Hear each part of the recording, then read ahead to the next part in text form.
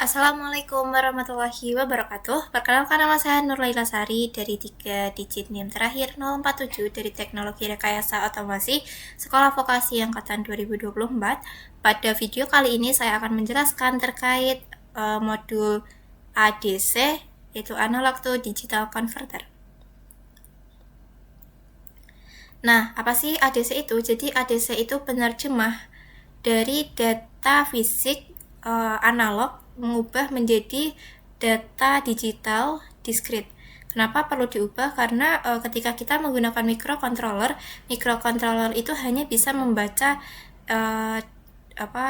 data 0101 atau kita sebutnya data diskrit. Maka dari itu perlu adanya penerjemah. Nah, ini merupakan tahapan proses dari ADC itu sendiri. Jadi, ketika dari sensor, dia akan mengambil sampel hasil yang akan menghasilkan sinyal analog. Nah, sinyal analog ini akan dipetakan menjadi sinyal diskrit dengan menggunakan rumus L sama dengan 2 pangkat N dan akan menghasilkan kode-kode. Nah, kode-kode ini yang akan masuk ke mikrokontroller. Nah, ini merupakan contoh konversi dari data mentah ke data fisika, atau kita bisa menyebutnya ini tegangan minimum. Nah, ketika bisa kita lihat rumusnya di sini, tegangan analog sama dengan tegangan mentah dikali tegangan referensi semisal 3,3 volt dan dibagi dengan 2 pangkat resolusi min 1. Nah, untuk resolusi 8 bit, maka jumlah levelnya itu 256 dengan langkah minimumnya adalah 12,89 mV yang memiliki akurasinya rendah. Jadi, ketika kita menggunakan rumus ini, kita tahu bahwa ketika resolusinya sudah 12 bit, maka akurasinya sudah tinggi. Selanjutnya adalah arsitektur dari ADC di ESP32. Jadi ADC di ESP32 itu ada dua. Yang pertama ada ADC1 dengan 8 channel dan ADC2 dengan 10 channel. Nah, ketika kita menggunakan ADC yang kedua, maka kita tidak boleh menggunakan WiFi secara bersamaan. Karena ketika driver WiFi itu nyala, maka dia akan mengambil alih kontrol ADC2 tersebut secara internal. Itu. Selanjutnya adalah arsitektur dari STM32. Di sini untuk STM32 itu ada 2 jenis berdasarkan chipnya. Ada Blue Pill F103 dan Black Pill F401 atau 411. Yang mana bisa kita lihat Blue Pill itu memiliki resolusi 12 bit dan kecepatan maksimumnya di 1 Mbps. Lalu untuk channel internalnya itu ada temperatur dan Brevin, sedangkan Black Pill itu dia lebih besar kualitasnya daripada Blue Pill, yang mana resolusinya itu lebih beragam, ada 6, 8, 10, dan 12 dengan kecepatan yang lebih besar yaitu 2,4 Mbps, dan channel internalnya dia ada tambahan VBAT. Sedangkan untuk mode konversi ke perangkat keras itu ada 4 mode. Yang pertama single mode, di mana satu konversi sekali lalu dia akan berhenti. Lalu continue mode, konversi tanpa henti secara berulang-ulang. Dan scan mode, membaca banyak channel secara sirkular berurutan. Dan ada injected mode, yaitu untuk pembacaan prioritas tertinggi. Nah, selanjutnya saya akan menjelaskan perbandingan ADC pada ESP32, STM Blue Pill, dan STM Black Pill. Nah, untuk ESP32 sendiri resolusinya itu di antara 9 sampai 12 bit, sedangkan pada STM32 Blue Pill dia 12 bit, sedangkan Black Pill 6 sampai 12 bit. Lalu untuk kecepatan maksimumnya di ESP dia itu cenderung lebih lambat, yaitu di 100 kbps dan pada STM 1 Mbps, dan pada Black Pill dia 2,4 Mbps. Sedangkan pada hardware watchdog itu di ESP dia tidak mendukung, hanya pada software. Lalu pada STM dia mendukung. untuk linearitas dari sinyal sendiri itu dia STM lebih baik daripada ESP, sedangkan untuk konektivitas IoT ESP mendukung sedangkan STM tidak mendukung. Seperti itu. Jadi ketika kita menggunakan membuat sebuah sistem yang dia terintegrasi pada IoT yang mana dia menggunakan koneksi Wi-Fi atau Bluetooth, maka kita bisa menggunakan ESP32. Nah, namun ketika kita tidak memerlukan Wi-Fi atau Bluetooth, STM memiliki fitur yang lebih baik. Nah, selanjutnya ketika dari data mentah menjadi data digital, perlu adanya filtering. Filtering itu di sini untuk mengurangi noise. Nah, kenapa harus dikurangi? Karena sebuah data ketika ada noise-nya, maka dia itu akan kurang valid untuk ketika nanti kita analisis. Selanjutnya, berikut merupakan proses pembacaan dari ini masing-masing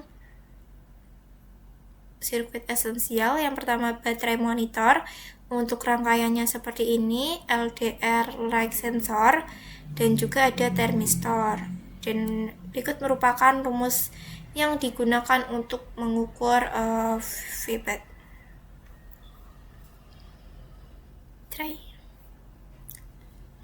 Nah, ini merupakan kesimpulan yang bisa kita ambil. Jadi ketika menggunakan ESP32, ketika menggunakan ADC kedua pada ESP32 itu jangan menghidupkan Wi-Fi, lalu penggunaan kapasitor kecil pada VRF atau VDDA untuk menghilangkan noise frekuensi tinggi dari sumber daya. Selanjutnya filter itu wajib digunakan, bisa menggunakan EMA atau median sebagai standar wajib. Sedangkan sensor dengan impedansi tinggi membutuhkan waktu sampling lebih lama di STM32. Selanjutnya, ini untuk kebutuhan sampel yang rate-nya tinggi, selalu menggunakan DMA agar CPU-nya tidak overwork. Nah, sekian penjelasan materi dari saya. Selanjutnya, saya akan menjelaskan hasil praktikum yang telah kami lakukan.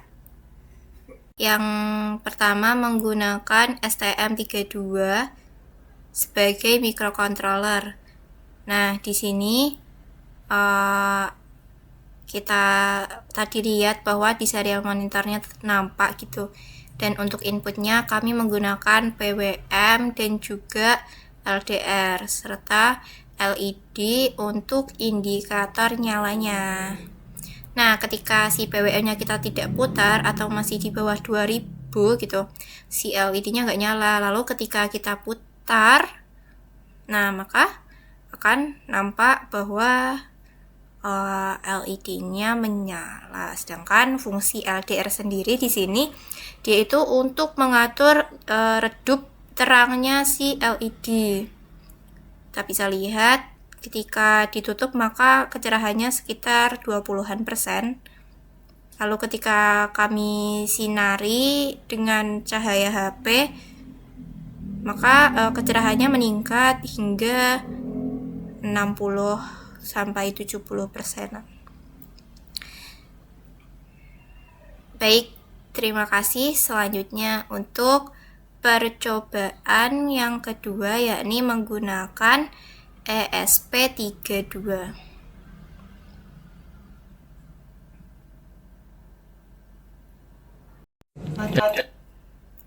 Nah, pada ESP32 ini fungsinya sama.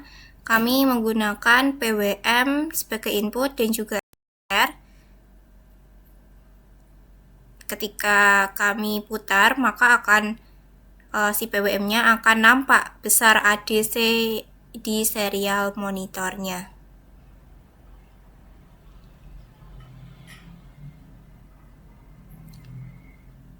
Jadi semakin ini maksimal di 4095. Untuk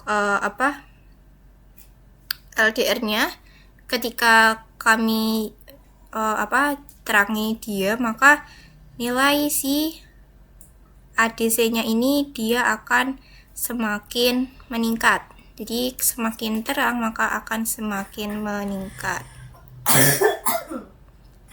Selanjutnya untuk project yang telah kami buat, di sini kami menggunakan STM32.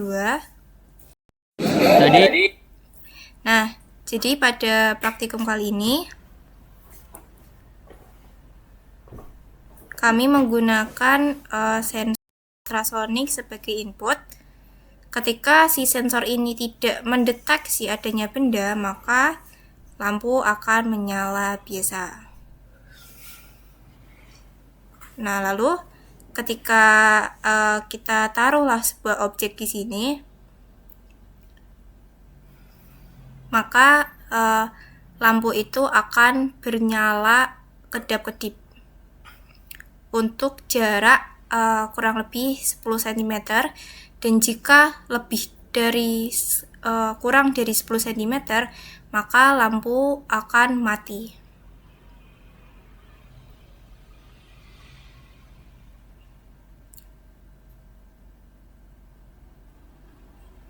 Nah, untuk wiringnya sendiri, sini kita sesuaikan wiring dari si ultrasonik ke STM32-nya, dan kami menggunakan pin B15 sebagai input.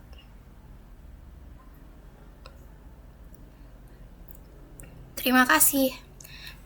Sekian penjelasan dari saya. Mohon maaf apabila ada kesalahan kata. Wassalamualaikum warahmatullahi wabarakatuh.